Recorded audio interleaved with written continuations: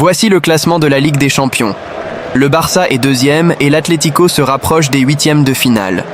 L'Inter mène avec 13 points et sans avoir encaissé de but en 5 matchs. L'Atlético et Barcelone ont bouclé la 5e journée de ce groupe de Ligue des Champions avec de bons résultats et cela leur donne de grands espoirs d'accéder directement aux huitièmes de finale. Les Catalans sont deuxièmes, 12 points, avec un désavantage minime par rapport à l'Inter. Les Rouges et Blancs occupent la 13e place avec 9 points après leur victoire confortable à Prague. L'Inter a scellé une victoire laborieuse contre Leipzig à San Siro, 1-0, avec laquelle ils sont restés invaincus dans cette nouvelle Ligue des Champions dans laquelle ils n'ont d'ailleurs pas gagné. N'a encore encaissé aucun but et dans lequel, avec la permission de Liverpool, ils agissent désormais comme le nouveau leader qui regarde les huitièmes de finale. Même avec un 3-0, ils ne peuvent plus être calmes à Manchester.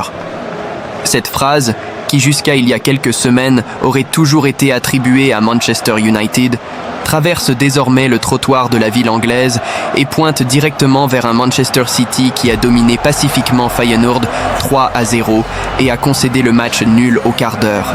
Le Bayern a battu le PSG 1-0 grâce à un but du défenseur central coréen Min Jae Kim qui a profité d'une erreur manifeste du gardien Matvei Safonov sur un corner Guardiola après le nul incroyable de City.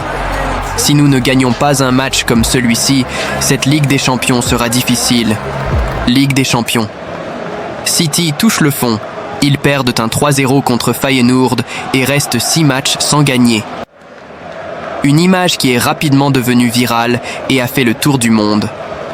Pep Guardiola, après le 3-3 contre Feyenoord, qui menait 3-0 à la 74e minute, s'adressant à la presse la tête pleine d'égratignures. Quelques minutes après la confusion générale, il l'a expliqué avec une certaine ironie lors d'une conférence de presse. Avec mes doigts, avec mes ongles, j'ai envie de me faire du mal, a-t-il déclaré en souriant avant de quitter la salle de presse de l'Etihad Stadium. Avec mes doigts, avec mes ongles, j'avais envie de me faire mal. Pep Guardiola, l'entraîneur, qui a enchaîné 6 matchs sans gagner à Manchester, sa pire séquence à l'Etihad, avec 5 défaites consécutives avant ce match nul en Ligue des Champions, vit son moment le plus délicat sur le plan sportif depuis son arrivée dans le nord de Angleterre. Et Liverpool, en Premier League, se rend à Anfield. Les images de Pep pendant le match ont en effet confirmé l'intensité avec laquelle le joueur de Sampdoria vit chaque match. Même à 3 heures, je n'étais pas calme. Le score de 3-1 après une erreur de Gvardiol a rendu les choses folles. Puis, en conférence de presse, il a justifié le défenseur central. Il est très jeune, il apprendra. J'aurais tort de le pointer du doigt et c'est un garçon fantastique. Aujourd'hui, plus que jamais, il a besoin d'aide.